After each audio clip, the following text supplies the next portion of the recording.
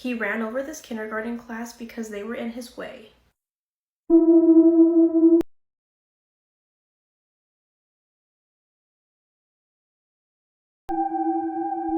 On May 6 of 2002 in Mexico, 56-year-old Jose Luis Nieto was a mechanic who lived near a school. This school would have their students participate in a flag ceremony every day. The school would have their students dressed in colorful soldier uniforms, marching with the Mexican flag while others were banging on a drum. Jose, who lived right next to the school, was irritated because since they were doing that flag ceremony every day, they would block the road and he wasn't able to come and go to his house whenever he wanted to. His mechanic shop was in the back of this house, and because of this ceremony, he wasn't able to access it. In the video, Jose is seen getting out of his pickup truck to talk to the adults about the flag ceremony, and they tell him that he has space to move to the side to go through. Jose still tells them to move and counts to 3. He then gets back into his pickup truck and rams it in full force into the crowd of 100 children and teachers. Unfortunately, 2 children aged 2 and 3 pass away from their injuries, and many others are injured, including a 4-month-old baby. When Jose was arrested, he admitted to everything and stated that he was targeting the teacher. He is currently serving a sentence of 156 years in prison. This woman was brutally murdered and targeted by a complete stranger for being a woman and walking alone at night. This is 25-year-old Mitchell Dang. She loved to vlog her life on YouTube and she was so kind. But on August 26th of this year, she would post her last vlog before she would be brutally murdered by a complete stranger after leaving a music venue. That day, Mitchell vlogged her outfit and she was happy and dancing. She was really excited about going to a nightclub with her friends, and the last thing she told the world was, quote, "I'm just going to dance my heart away," end quote. She was last seen alive that night leaving the Alley Cat music venue in Atlanta, Georgia. She would be missing for 4 days until her nude body was found stashed underneath a stairwell in the basement of a parking garage. What's really sad is that it took authorities 4 days to find her, but the parking garage where she was found was right across the street from the Fulton County Courthouse. It would take nearly a month, but security footage from the parking garage and Mitchell's MARTA card information led police to 24-year-old Jacavius Arnold, who admitted to killing her. Security footage showed Mitchell leaving the venue the night she was killed, and shortly after, she was approached by Jacavius. He was a complete stranger to her, but according to police, he pretended to be a good Samaritan and insisted on helping her find her car. The two were then seen on CCTV walking around the parking garage where her body would later be found. According to Jacavius, he forced Mitchell under the stairwell, choked her until she passed out, and then proceeded to sexually assault her. But Mitchell woke up sometime during the assault, so he strangled her again until she died. Police say Jacavius then took off all of her clothes and sexually assaulted her corpse for at least 20 minutes before stealing her cell phone, covering her face with a newspaper, and leaving her. He did admit to returning once more to the scene to get his sunglasses and to hide her body more. What's absolutely terrifying is that Jacavius also admitted to 2 additional sexual assaults under the exact same circumstances, targeting women walking alone at night. He has since been arrested and charged with murder, kidnapping, aggravated sexual battery, and necrophilia, amongst many other charges. I've attached a GoFundMe in my bio created for Mitchell's family to take the time to grieve this horrible loss. Mitchell's dad has gone on to say that ever since her life was taken, their entire family sleeps together in the living room. He says they can't separate, that they have to stay together to fill up the emptiness. Imagine going on a trip with your sister. Things are going great. You're having a blast. You meet a guy. You guys go out to dinner a couple times. Like, things are going good. But then you find out that he was only feeding you so that you could feed him, literally. Story time. Let us begin. This is another story time that kept me awake at night, so you guys already know the drill. If I'm awake, you're awake. I also want to add that I'm resharing these stories just to spread awareness and ensure that women are just taking an extra step and being safe. I'm not saying that women should not solo travel and have fun on their own. It's just we have to be extra careful because this world is cruel. Okay, let's name the sisters Bella and Stacy. So Bella and Stacy are from America and they travel overseas to go on a vacation. I'm not really sure the place that they went, but they just wanted to enjoy life, okay? They were young, beautiful girls. So they're only there for a couple of days. So obviously they're going outside having fun. And Bella meets a guy named Nick on one of the days where she was at the bar. And they hit it off, like they were having a blast. They were talking, vibing. Bella and Nick have gone on a couple of dates. Every single date has been them eating out. And Bella's noticing that he just wants her to eat. Like, he's really making sure that she's full. Me personally, I would love that because, oh, like, you want to make sure I'm well fed. No, No, it's a red flag now. On all these dates, he's been insinuating for her to come over to his house. And obviously, she didn't want to go over on the first couple of dates because she's like, okay, you know what? I'm not going to be easy. On the last day, he was pushing extra hard. He's like, oh, you should come over. Like, oh my God, it's your last day. Like, you need to come over. And she got creeped out. So he's pushing too hard for her liking. So she calls her sister Stacey and kind of fakes an emergency and goes the fuck home. That call that she made to her sister to go home saved her life.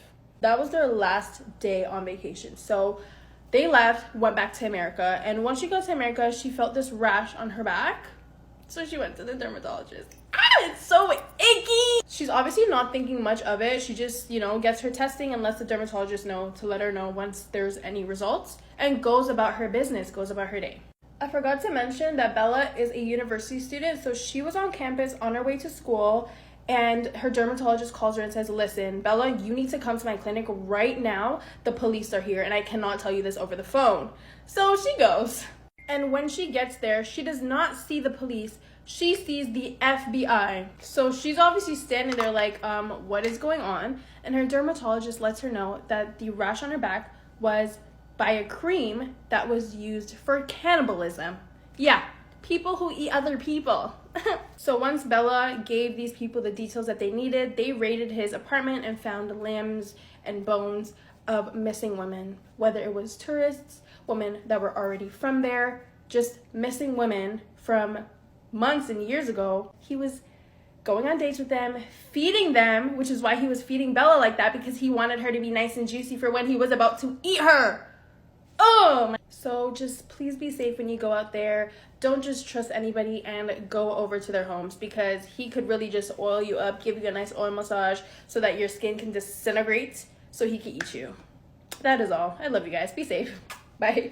We've seen some pretty major updates in the disappearance of 3-year-old William Tyrell in the past couple weeks. So what exactly are they, and could this case finally be solved in 2024? If you don't already know, William Tyrell was a 3-year-old boy who had recently been removed from his household and placed in foster care right before he disappeared. The day he disappeared, his foster mom had taken him and his 5-year-old sister to her mother's house. His foster mom said that she was outside with the kids as they played. She went inside for only 5 minutes to make herself a cup of tea, and in that time, William Tyrell disappeared.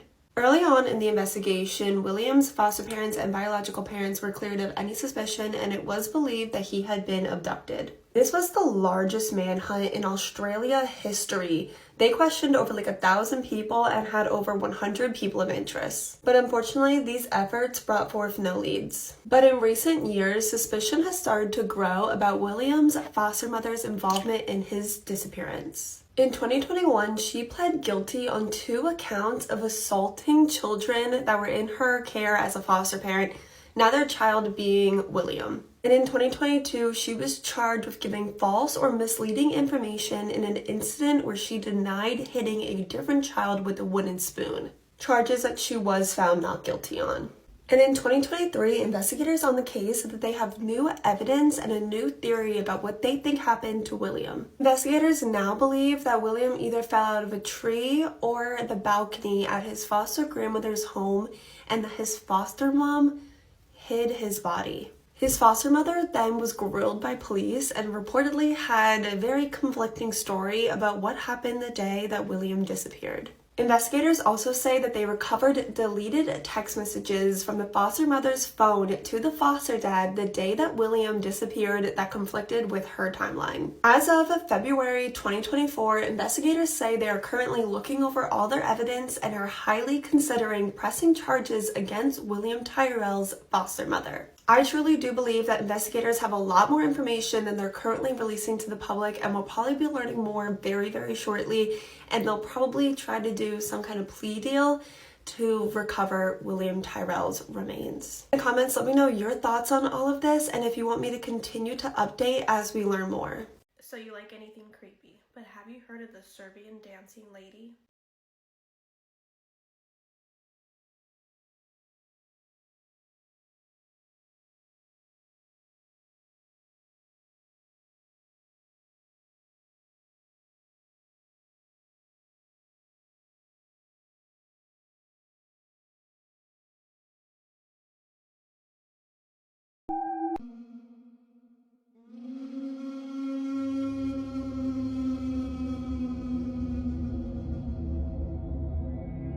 In 2019, there were videos circulating online of an unknown woman dancing in the streets of Serbia late at night.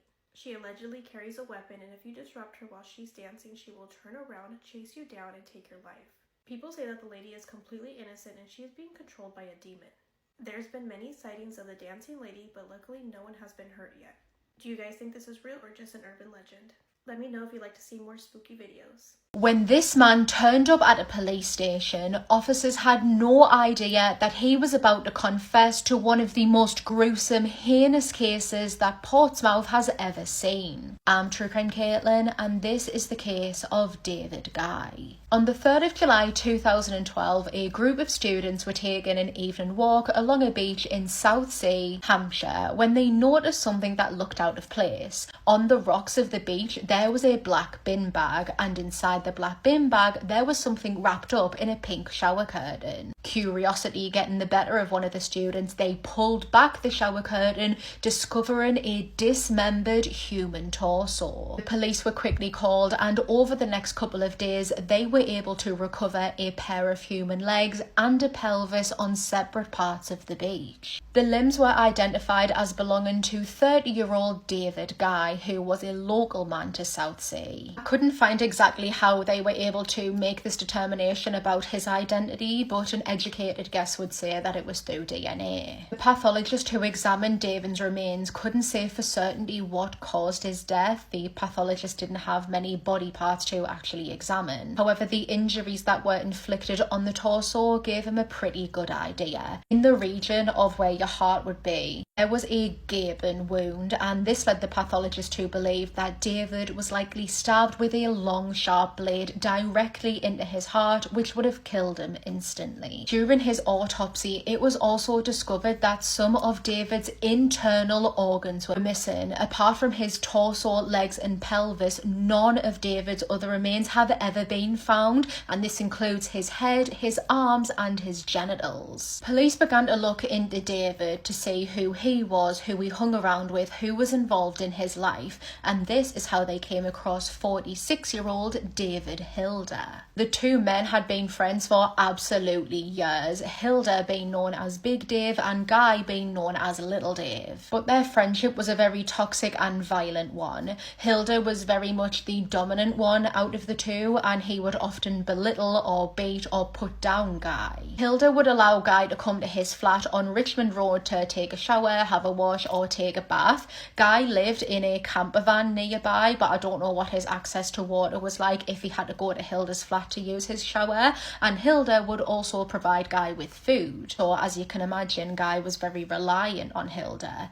In exchange for this, Hilda would ask Guy to keep his flat clean and to cat sit his beloved pet Tinker. One day between the 30th of June and the 3rd of July, it's believed that Hilda arrived back to his flat and found it in disarray, that it was completely upside down, and that his cat Tinker had been neglected. Guy hadn't been looking after her. Allegedly, this is when Hilda, in a fit of rage, furious at Guy, took a large sharp knife and stabbed Guy straight through the heart. A man who he had been best friends with for years. He would go on to dismember Guy, and he would use his bike, which had a box fitted on the front of it, to dispose of Guy's remains wherever he disposed of them. We know that his torso, legs and pelvis ended up on that beach, but where everything else is still a mystery to this day. On the 5th of July, a very visibly dishevelled Hilda would arrive to Shoreham Police Station, which was around about 45 miles away from where Guy's torso was discovered.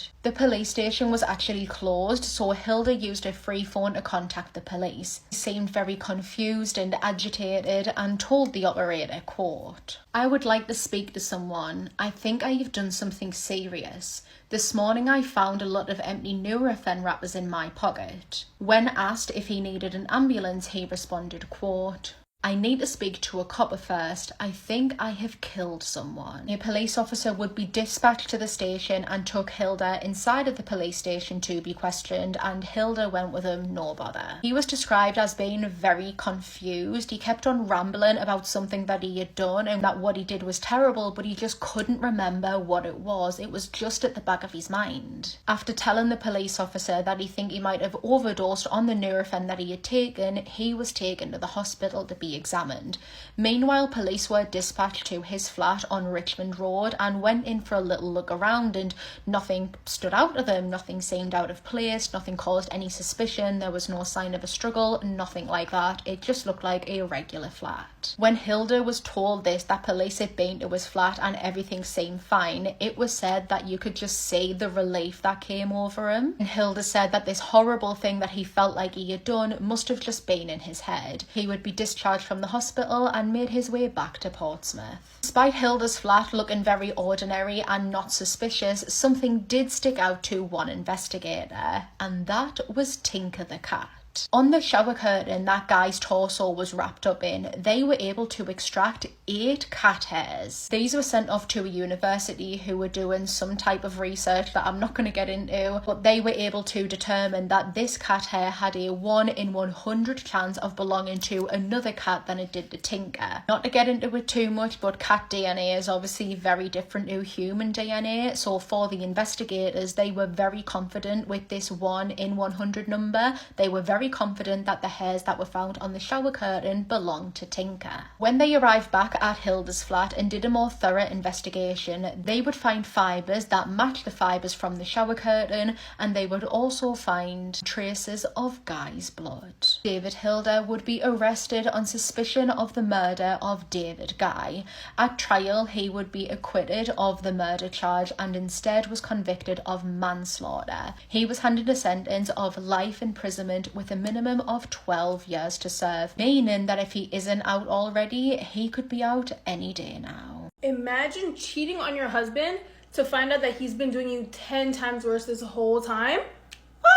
Story time. This story made me stay up at night just thinking about how much I've given up on the whole male population. I also do want to add that I saw this story time about a year ago, but I'm not sure if it's real or if it was fabricated, so do what you will with that information. Picture this, it's a husband and a wife, and they have 3 children together. Everything is great, they are super happy, but the husband is barely home. He's always overseas because of his job. I believe he was always in Germany. So that's just how their family dynamic was. So let's just say her husband comes back home about 3 times a year. You guys can kind of get the gist. The wife is basically taking care of their 3 kids for 90% of the time.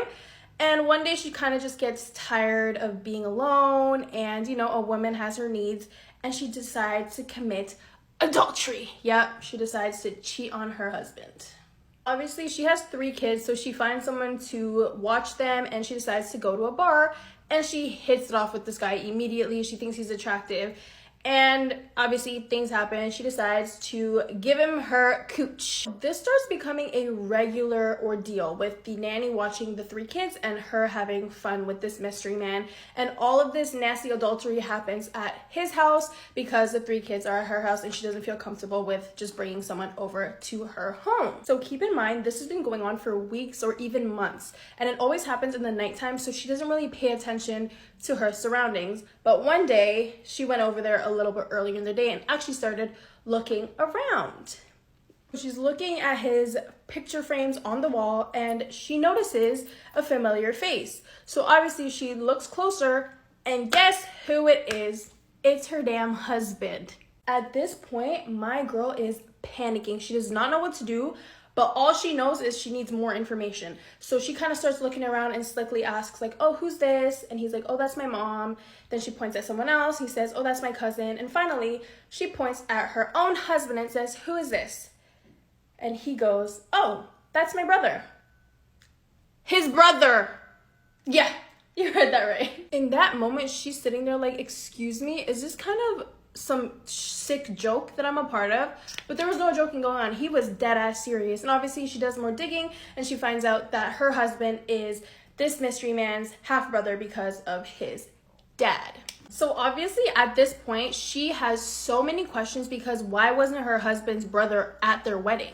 Come to find out, because they were half siblings, they weren't raised to be real brothers, so they didn't know much about each other, so that's why he wasn't at their wedding. Then she asks Mystery Man, oh, like, where's your brother now? You know, just to get a little more intel. And guys, when I tell you, he drops the biggest bomb ever with his answer. So he answers and goes, oh yeah, he actually has a wife and 2 kids and lives in Germany with his family. He's been cheating on his wife for years and years now.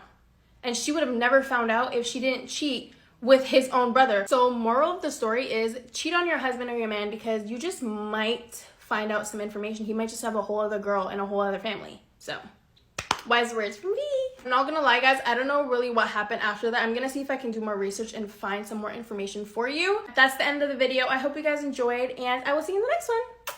Bye. You might already know the children's rhyme about Lizzie Borden and her ex, but how well do you actually know this case? The violent unaliving of Lizzie Borden's father, Andrew, her stepmother, Abby, and Lizzie Borden's involvement made like national news. So much media coverage. And when Lizzie Borden was arrested, it was like the trial of the century, like O.J. Simpson trial level publicity, but in 1892. Lizzie was actually the one that found her father bludgeoned, barely recognizable, on the couch. He had been hit in the face like 10 times. Lizzie alerted a neighbor, and that's when they found her stepmother upstairs, also unalived, and she had been hit in the back of the head 19 times. It was actually determined that Lizzie Borden's father had been unalived very shortly before Lizzie alerted the neighbor, and that her stepmother had been unalived about an hour and a half before Lizzie's father, meaning that an intruder would have had to be in the home for at least 2 hours undetected while multiple other people were in the home that day.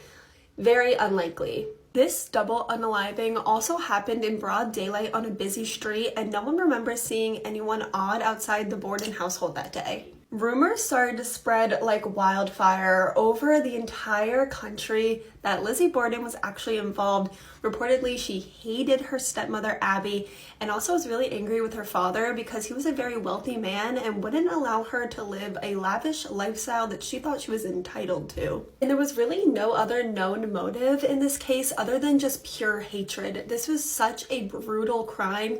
And like I said, the family was wealthy and nothing was stolen. But Lizzie had no blood on her when she alerted the neighbor, and like we previously stated, her father was unalived very shortly before Lizzie found him. So when would she have had the time to clean up? But it is worth noting that shortly after this crime took place, Lizzie Borden was seen burning one of her dresses, maybe the one that she was actually wearing that day. And the hatchet that's believed to be the weapon was found hidden away in the attic with a layer of ash on it. So it's possible and highly speculated that Lizzie tried to torch all of the evidence. And it's actually speculated that this is a crime that Lizzie Borden had been planning for a while. A doctor told investigators that shortly before this crime, Lizzie was trying to get her hands on a chemical similar to today's chloroform. But only after 2 hours of deliberation, the jury came back and said that Lizzie Borden was not guilty. And as a free woman, she inherited millions of dollars in today's money from her father and stepmother's passing. It's 2024 and people are still theorizing about Lizzie Borden's potential guilt. In the comments, let me know what your thoughts are and if you'd be interested in seeing all the possible theories in this case. Once again, the system had failed, and these 2 adorable boys had brutally lost their lives at the hands of their own father. Now, this story may be very hard to listen to, so viewer discretion is advised. So we are in Yorkshire, England, and this is Claire Throssell, and she met her husband, Darren Sykes, when they worked together. Now, at first he tried to ask her out, but she said no, and for 3 weeks, he sent her a rose every day until she agreed to go out with him. So eventually they started dating, and they got married in 1998. Claire and Darren had 2 children together. They had their son Jack in 2002 and then Paul in 2005. And Claire had a very special bond with her sons. But Darren, on the other hand, he wasn't as close with his sons. He didn't have that special bond. And eventually, over time, as the boys got older, Darren's behavior started to change. He was very controlling and he was gaslighting the family. He would end up punching Claire in the arm. He was upset that she was wearing an outfit rather than an outfit he bought for her.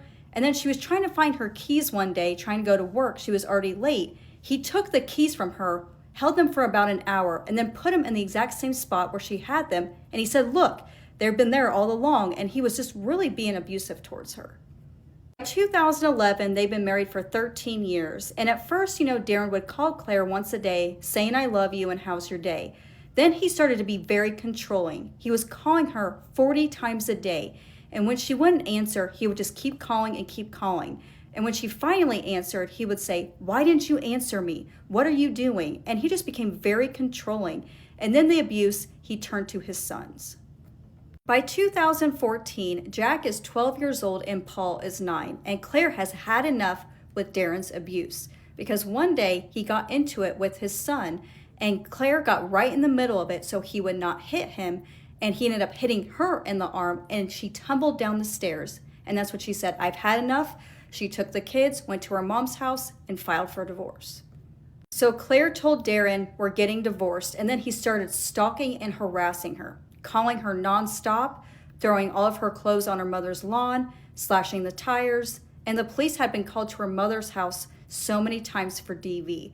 And eventually she did file a restraining order. Now their sons, they were so happy that they did not have to see their father because they were terrified of him. And finally they were at peace with their mother. So Claire had to fight Darren in court and she's explaining how abusive and controlling he was. And they still granted him 5 hours a week of unsupervised visits.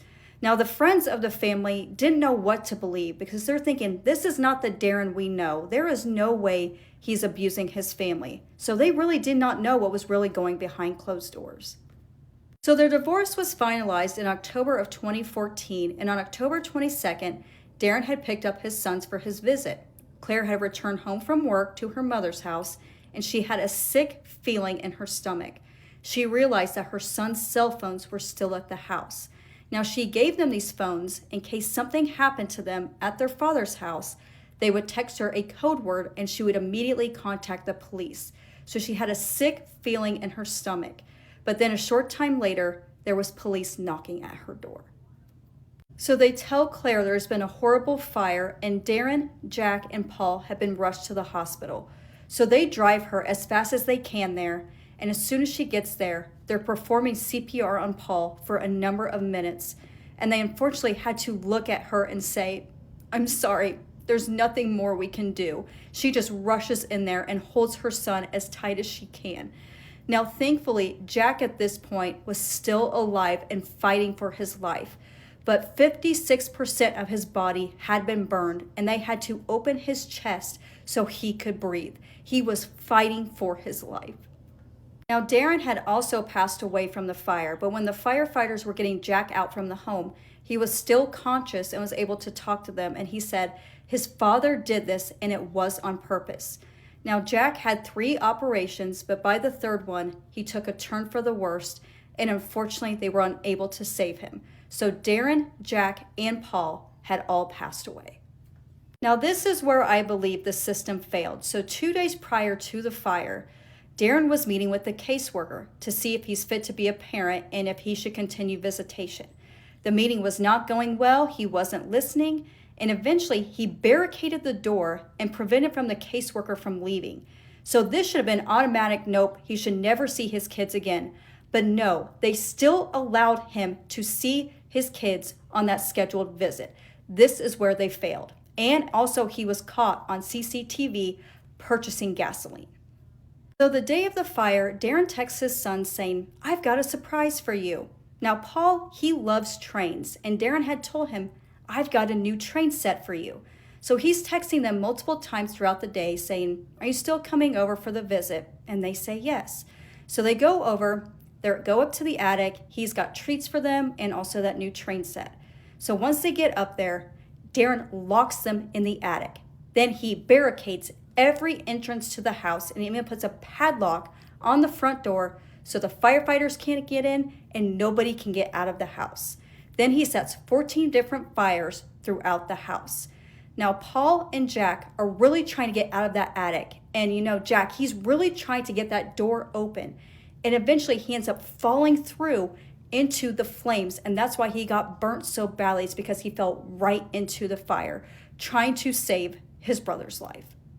And then to add to his gaslighting, narcissistic, controlling behavior, and one last middle finger to Claire, is that he took off the homeowner's insurance so she would be responsible for all of the damage to that house.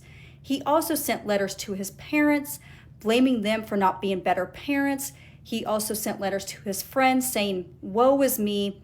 If I can't see my children, I'm just going to be taking them." And then he sent a letter to Claire saying, "I'm sorry that this had to happen," basically saying, you're going to be alone for the rest of your life, and now they'll just be in heaven with me.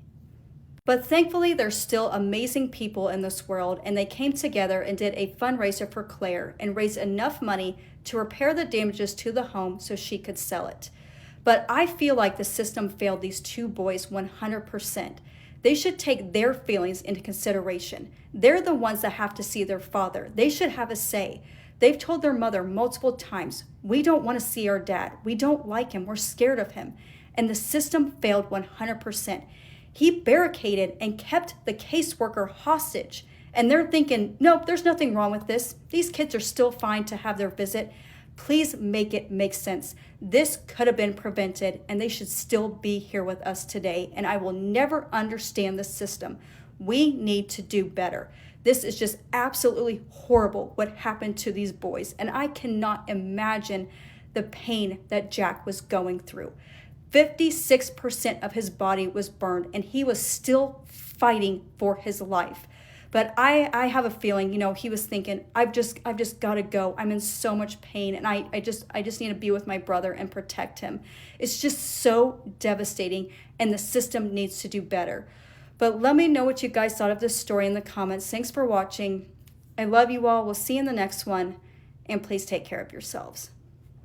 I believe there should be a national database for any physician across the United States to look up a patient's medical records, because this adorable 4-year-old boy had brutally lost his life at the hands of his own mother because she has Munchausen by proxy.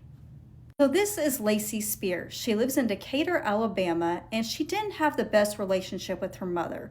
Her mother was abusive to her, and as a young child, Lacey had this weird obsession with dolls. And one day she's hanging out with her friend Mallory, and Mallory did something to one of Lacey's dolls.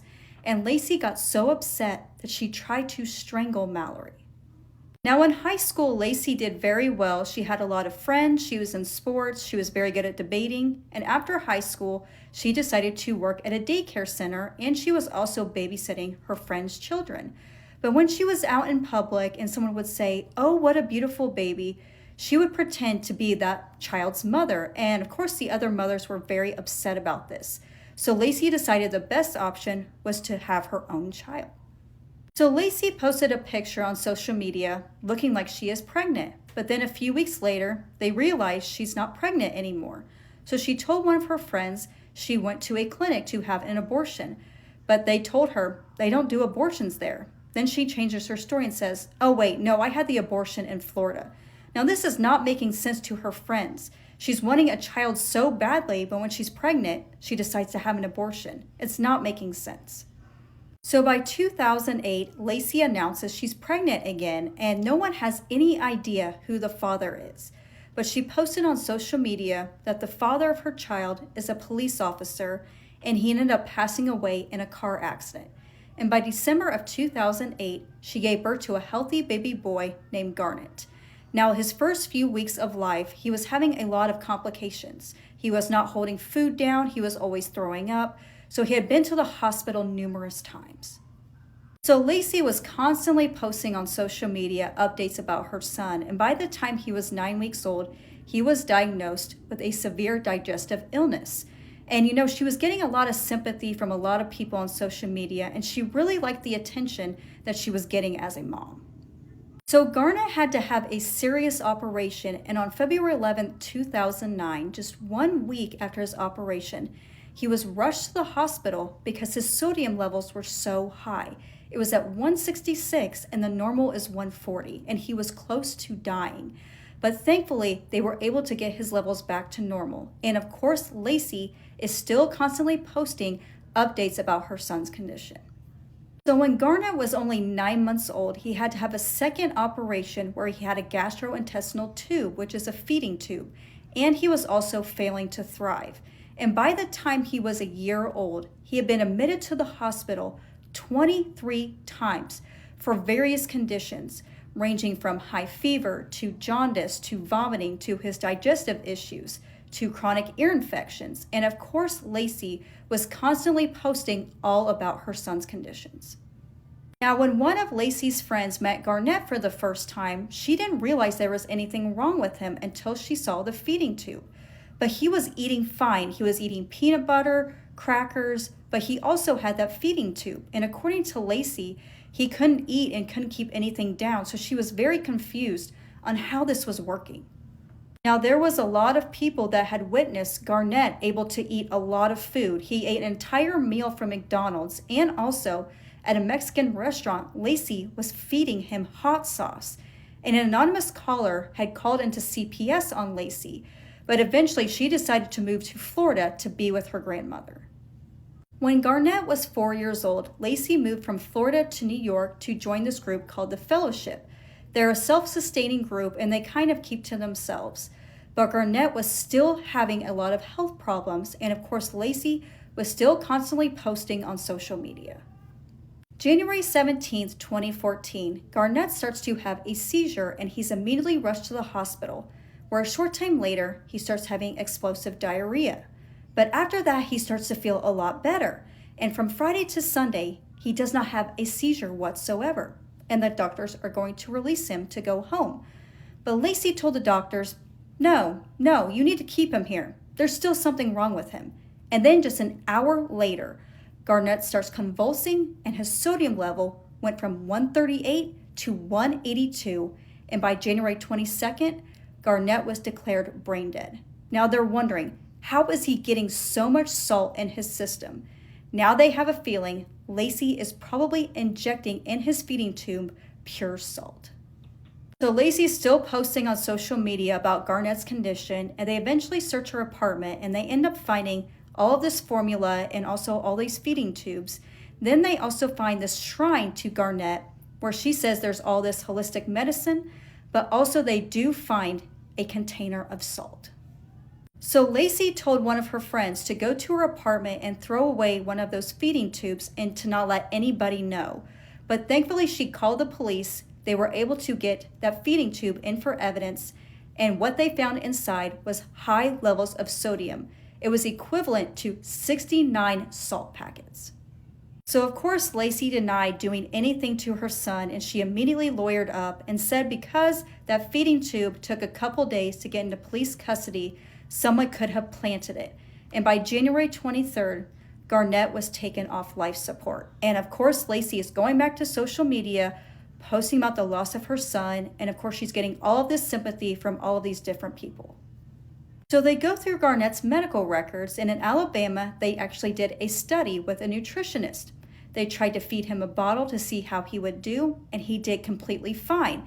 He wasn't trying to throw it up, he kept everything down. And according to Lacey, he constantly couldn't keep anything down. But anytime the doctors would get suspicious of her, she would immediately move or go to a different practitioner.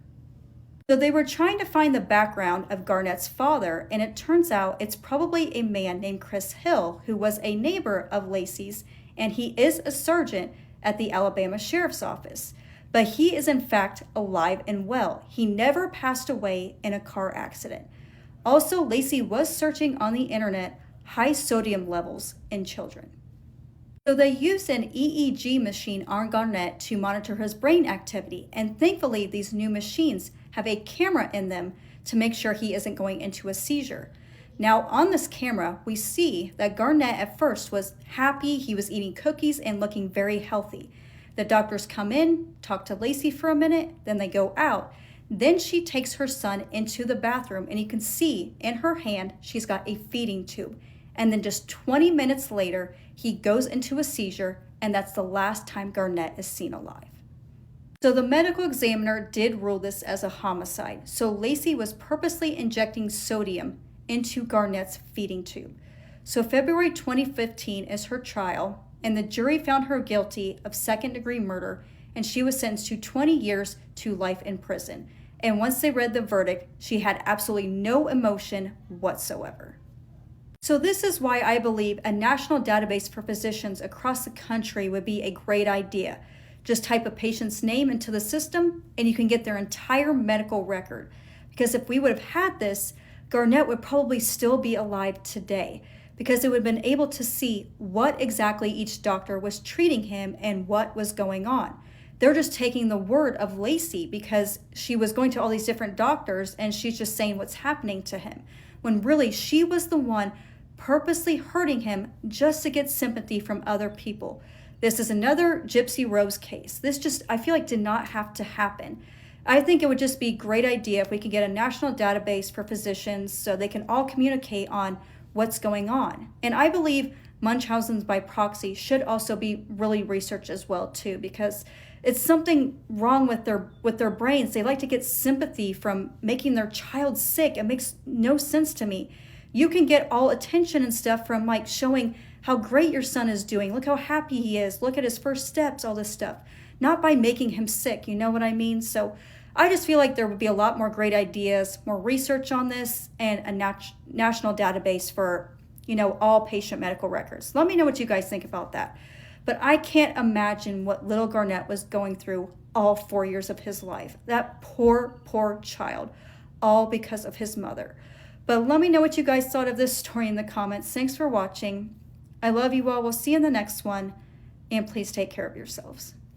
You really would think that she took a page out of Casey Anthony's book, thinking that it would work out for her. I don't know why. I'm happy to say it didn't. Before we get into it, first disclaimer, if you think that you hear chewing, you do. This is what is next to me right now, so would like to apologize for that. Second of all, we are talking about a baby in today's story, and again, if you think listening to a story like this about a baby is going to harm your mental health in any way, shape, or form, please don't watch this. I promise I will make a different video that you could watch, but please skip this one. Take care of yourselves. I love you. On February 19th of 2020, the Tennessee Bureau of Investigation issued an Amber Alert for Evelyn Boswell, a 15-month-old baby who was reported missing the day prior, but in reality had not been seen in over 2 months since December of 2019. The person to bring this case to authorities was Evelyn's grandfather, Tommy Boswell. Tommy was extremely concerned about his granddaughter Evelyn because he had not physically seen her since Thanksgiving 83 days ago. Evelyn's mother, Megan, Tommy's daughter, had given him different explanations as to where Evelyn was. She would say that she was with a babysitter, she was being watched by a friend, or being watched by the baby's father. She'd say that the baby's father was refusing to give Evelyn back, which made Tommy worry sick to the point that he brought up that they should get a lawyer. But every time Tommy put an effort to see Evelyn or to help Megan get Evelyn back, Megan would shut it down right away and tell him that she would figure it out on her own. And it got to a point that Tommy told his daughter, either you show me Evelyn so that I know that she's okay, or I'm going to call Child Protective Services. Megan failed to do so, and Tommy called the authorities to report this. Evelyn's parents, Megan Boswell and Ethan Perry, were both involved in the investigation. Ethan, the father, was stationed in a military base in Louisiana. Megan Boswell, the mother, who was a teenager at the time, had full custody of Evelyn. Megan and Ethan were not together, and actually Megan had started recently seeing a guy named Hunter, but she claimed that Ethan did help in taking care of the baby. When CPS was called, officers went to go speak to Megan. She was at her boyfriend Hunter's place. When she answered the door and was asked about Evelyn, she told officers that Evelyn was with her father, Ethan. However, we know that that was a lie because Ethan was with the military in Louisiana. From the very beginning, it was clear to investigators and honestly to the public that there was something very off with Megan. The first red flag is that she wasn't exactly sure what day Evelyn was last seen, who she was last seen with, and they would ask Megan and she wasn't for sure either. And I have an issue with that personally because you have full custody of your 15-month-old beautiful baby girl, but you can't really say if or why she's missing. You just say that you haven't seen her since December, but you don't seem concerned. You have no sense of urgency. You don't seem sure of anything really, and the things that you are sure of turn out to be a lie. You also have people in your family that love and care for your daughter, but you refuse their help in finding her, which is so strange. And again, Megan's first story is that Evelyn was with her father, which was a lie. Later on, she comes up with different stories as to where Evelyn was, but we'll get to that. When officers spoke to Megan, they claimed that some of the information from her had not been accurate and described some of the details in her stories as, quote, conflicting. A sheriff working on the case early on said that her stories were just not adding up. On February 21st, a couple days after the Amber Alert was issued, Megan spoke with a news station, and I know that everyone handles stress differently, and I know that people can smile or laugh in uncomfortable situations. Honestly, I'm the same way, but it's just everything about her demeanor is so suspicious to me. First of all, without being asked, Megan offered her explanation as to why she did not report Evelyn missing back in December. Because again, she had not been seen since December, but she was not reported missing until February. Megan told WCYB that she knew who had Evelyn and didn't want to contact the police because she thought that the person would disappear with her daughter. Sound familiar? It sounds exactly like Casey Anthony. Literally sounds exactly like Casey Anthony, almost word for word. This is a quote from Megan, quote, "The reason I didn't report it or anything was I knew the person who had her and I didn't want them to run away with her. I'm just kind of worried, you know, about where they are at, what they're doing with her at this point in time, end quote. She claimed that Evelyn was with a person that she trusted to watch her while she was at work. That same day, Megan's boyfriend does an interview. In his interview, he says that him and Megan broke up the day that Amber Alert was issued. He says that him and Megan weren't really ever serious, that he has never met Evelyn. He says that he knew about her, he saw pictures of her, but he never saw her in person and had no relationship with her. Investigators begin working on trying to put together a timeline because most of Megan's family members are saying that they had not seen Evelyn since Thanksgiving, but Megan is saying that Evelyn went missing in December. Investigators then also reported a couple days after the Amber Alert was issued, they were seeking information about a gray BMW, claiming that the person or persons in that vehicle were connected to Evelyn and might have some relevant information to the case.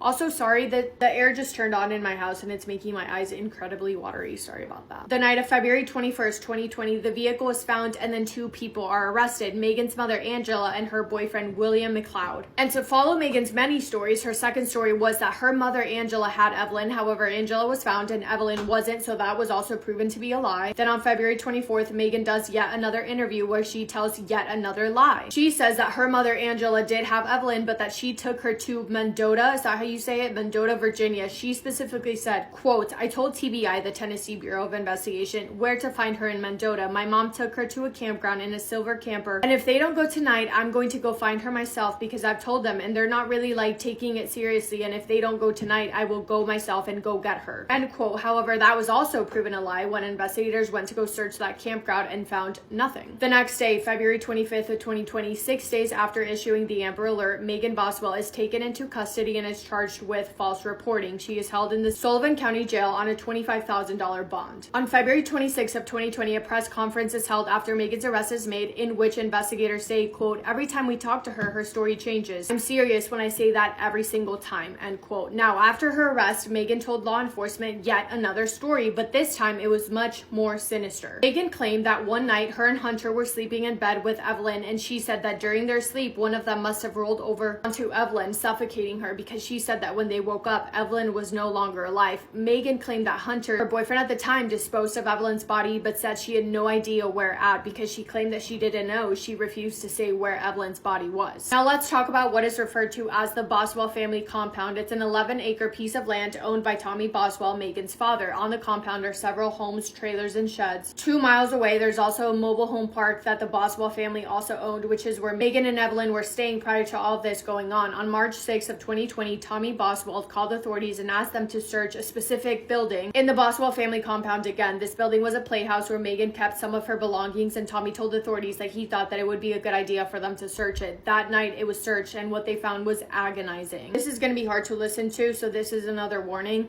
Inside, investigators found what they looked to be piles of trash and or belongings, and then a white trash can with trash bags placed on top of it. He looked deeper in that trash can and saw a little leg and foot. Inside a second trash bag was the heavily decomposed body of 15-month-old Evelyn Boswell. Her body had been placed in the trash can upside down. She was dressed in a purple onesie and wrapped tightly in a gray and white fleece blanket. Her head was wrapped in aluminum foil, and it was wrapped so tightly that her facial features flattened. Her little body had been wrapped so tightly that it was folded in an unnatural position. The neck and head were severely overextended, so much so that the back of her head touched the upper part of her back. Her legs were folded back with her feet pointing towards her lower back. It was confirmed in a heartbreaking detail that Evelyn was still alive when she was placed in that trash can. Her cause of death was ruled as asphyxiation in 4 separate forms. The forms were the following: being placed in the trash can, being positioned upside down, having a mechanical obstruction of the foil wrapped around her, and the blanket wrapped around her. They were not able to conclude if there was any blunt force trauma because of how decomposed her body was. In August of 2020, Megan Boswell was formally indicted with 19 charges, including 2 counts of felony murder, tampering with evidence, and failure to report a death under suspicious, unusual, or unnatural circumstances. Her bond was changed to $1 million, and Megan pled not guilty to all charges. In July of 2021, Evelyn's law was signed in Tennessee, which requires parents of missing children to report the child as missing to either a law enforcement agency or the TBI, which is again another similarity to Casey Anthony and Kaylee's death in 2012, where Kaylee's law was created, which is a law that makes it a crime for a parent or a guardian to not report a child missing. Megan's trial began February 5th, and there was a lot more clarity clarity on Megan's false statements, one of the biggest ones being that Ethan Perry was not even Evelyn's biological father. Even though Megan claimed for the longest time that he was, she claimed that he took her to court and fought for custody, and then further claimed that he was the one that had her when she disappeared. Megan's actions were also brought up in regards to what she was doing when an entire army of people were searching for her daughter. Megan, knowing that her daughter was decomposing in a trash can, was out traveling. She was hanging out with friends, booking vacations, going to nice hotels, doing everything but grieving her daughter. There were many heartbreaking stories from those who testified, one of them being from Megan's longtime best friend, Bailey. She spoke about how prior to all of this, she would hang out with Megan and Evelyn once or twice a week. She spoke about the progression of Megan's actions when Bailey wasn't yet aware that Evelyn was missing, about how Megan claimed Evelyn was with her father Ethan, about how she saw her multiple times during that time and Megan seemed to disassociate and act differently while at the same time not showing any concern or worry for Evelyn. At one point, Bailey texted Megan and said, quote, "Please send pictures of Evelyn, I miss her," and Megan told her that she would in a second, but of course she never did. Megan's mother Angela testified and said that she felt responsible for Megan's rough upbringing. She became upset when she explained that she felt she was not a good role model. This is a quote from her. Quote, "I pray every day and just, to do my best and try. I've learned the importance of a mother's role, but not for Megan. I didn't. I failed her on that miserably." The defense's closing arguments concluded with them asking the judge to show Megan grace and love. They asked the jury to let Megan have a chance by giving her life with the possibility of parole. The prosecution, on the other hand, said, quote, "You should show Megan Boswell the same compassion and grace that she showed Evelyn." They asked the jury to sentence Megan to life without the possibility of parole. The jury found Megan Boswell guilty on all 3 first-degree murder charges. She was also found guilty on all of her other charges, included aggravated. 23-year-old Megan was sentenced to life in prison with the possibility of parole. She must serve 51 years before she is eligible for parole. Additionally, a sentencing hearing was scheduled for May 22nd. During that hearing, the judge could rule that the sentence on Megan's other 16 charges be served consecutively or concurrently with her murder sentence. These are my opinions, and I know that you didn't ask. I don't think that she should be shown grace and love. I think that what the prosecution said about showing Megan the same compassion and grace that she showed Evelyn stands true. It sucks that Megan had a rough upbringing. It sucks that she didn't have a role model. It's no excuse, I'm sorry. A lot of people have a rough upbringing. It sucks. A lot of people are not shown love as a child. I don't think that's an excuse. Plain and simple, she knew where her daughter was. She knew what happened to her daughter. She knew that she was no longer alive. She covered it up. She lied to everyone over and over again. She should be in jail for the rest of her life. That's my opinion. Let me know if you guys have heard of this case. Let me know what you think. Let me know if any of you were keeping up to date with the trial because it just ended. But yeah, that is all I have for today's horrible, horrible case. Thank you for spending time with me today. Thank you for listening to Evelyn's story. Let me know your thoughts and I will see you in my next video. I hope you guys are all having the best day. If not, go do something to make it the best day. Make somebody happy and I will see you in my next video. Massive kiss on the forehead to every single one of you. 2 teenage girls committed the perfect murder, murdering their own mother in cold blood, and they almost got away with it. I'm True Crime Caitlin, and this is the murder of Linda Anderson, also known as the Bathtub Girls murder. In 2003, 44-year-old Linda was a single mother to 3 children. She had 2 teenage daughters, 16-year-old Sandra and 15-year-old Elizabeth, who also went by Beth, and she also had an infant son. Linda struggled badly with depression and she would use alcohol as a source of comfort. More often than not, she would be blackout drunk, trying to suppress the feelings and the pain that she was feeling inside. After her second husband was convicted of domestic violence in 2001 and left the family, this only worsened the depression and the dependency on alcohol that Linda had. She was left to raise 3 children all alone. She was juggling 2 jobs trying to make ends meet, and she was also actually going to college. She was trying to better herself so that she could get a better job to better support her family. However, again, Linda really struggled with all this and was dependent on alcohol. Her drinking only got worse. Linda's alcoholism greatly affected the family. She was unable to see the signs that her second husband was SAing her oldest daughter Sandra from the age of 12-year-old. The children would go without necessities such as food. In a later interview, Sandra would say that them actually having something to eat at dinner time was like a special occasion in their house. Because Linda was so often passed out drunk, Sandra and Elizabeth were forced to take on most of the upkeep inside of the house, including raising their younger brother. And in all, the family lived in poverty. They lived in depression. Sandra would describe it as living in torture. Being teenagers, Sandra and Elizabeth didn't see or they didn't recognize recognised that Linda was struggling badly and she was fighting an addiction. Of course, the neglect of her children is not acceptable whatsoever. However, this family were failed by so many services that are supposed to be in place to protect them. There should have been measures put in place to help them all. And it's not as if that the neglect was something that was unknown to people. Sandra would actually speak to a priest when she was 12, and she told the priest about the SA that was happening to her, and he turned around and told Sandra to tell her abuser to just stop it. The priest physically told her, "You tell this older man who is abusing you to stop abusing you, or you'll tell your mum." He didn't go and report this to the police or social services. Of course, Sandra was telling her abuser to stop it, but he was never going to listen. The girls began to resent their mother, and they would grow jealous of their other friends who were often bought nice new clothes and lived in houses that had swimming pools. It got to a point where the girls hated their mother. They detested her. They saw Linda as someone that was in the way of having a nice life, and so together the two teenage girls began to plot how they were going to murder their mother so that they could claim her life insurance money. This was around $133,000, and they planned to claim that money to buy a house in Europe and move there. Sandra and Elizabeth logged onto their computer and took to the internet to research what would be the quickest and easiest way to kill someone. Eventually they decided on drowning. It was the easiest to stage, and quote, "It would be fast and unspectacular." They planned to drug Linda, and when she was so incapacitated that she didn't know what was going on,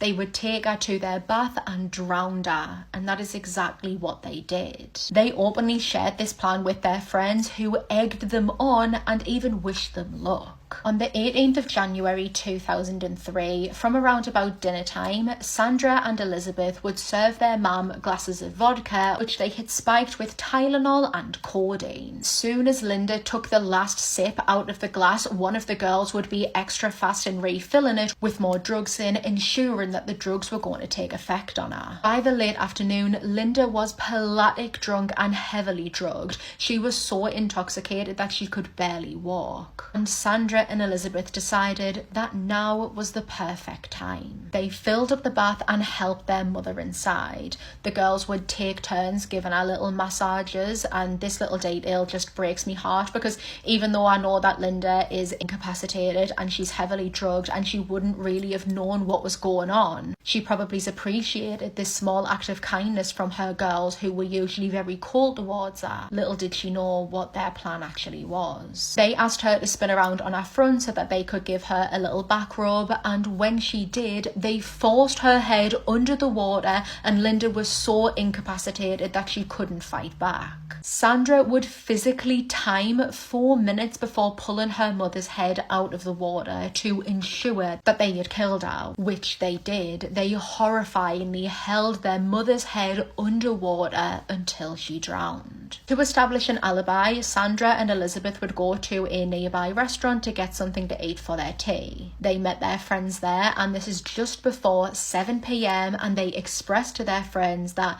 they had done it. They had killed their mother. When they arrived back home at around about 10 p.m, Sandra contacted the police, seeming horrified and seeming distraught, telling the dispatcher that she had just found her mother dead. Linda's death would be ruled as an accidental drowning, and for almost a year, Sandra and Elizabeth got away with murder. They would have got away with it had they not bragged about what they had done. Despite hating her mother for her alcoholism and for her drinking, after committing the murder, 16-year-old Sandra would actually turn to the bottle, which was no surprise. She hated herself for what she did. In a recent interview, she told the interviewer that during this time, she was planning to claim the reward money, flee to Amsterdam, where she was planning on taking her own life. In January 2004, almost a year to the date of the murder of Linda, a young boy would walk into the police station white as a sheet. He told one of the officers that he had been at a party and there was a girl there, and she was describing in detail about a heinous murder that she had committed.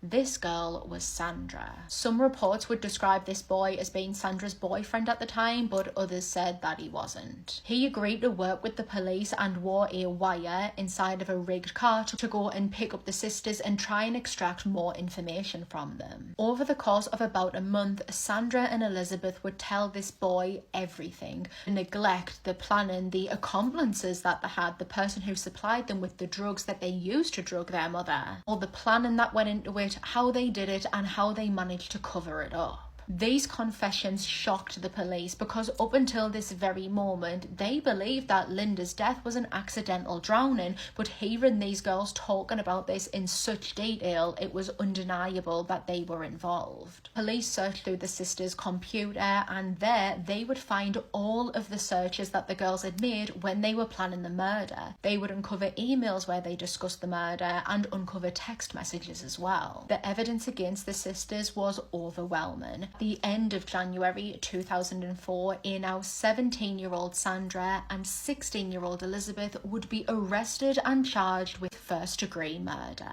At their trial, they would be found guilty, and both of them were handed the maximum sentence for minors, which at the time was 10 years imprisonment. They would each only serve 4 years before being released. It was decided that the true identity of Linda, Sandra, and Elizabeth were never to be revealed. This was because both of the girls were minors when the murder happened. That is why I haven't included any photos throughout this video and why I have had to use aliases throughout. In 2020, Sandra sat down for an interview and she seemed genuinely remorseful for what she had done. She would describe being a stupid, naive teenager and not realising that her mother was struggling. She would describe her mother as her best friend, and she expressed that she wished her mother was still here to meet her grandchildren. Sandra is also a single mother, so she can relate to how difficult that can be. Since her release, Sandra has been in therapy. She has graduated from university and now works as a scientist. Elizabeth hasn't spoke out whatsoever since the murders. All we know about her is that she is a law school graduate and a mother.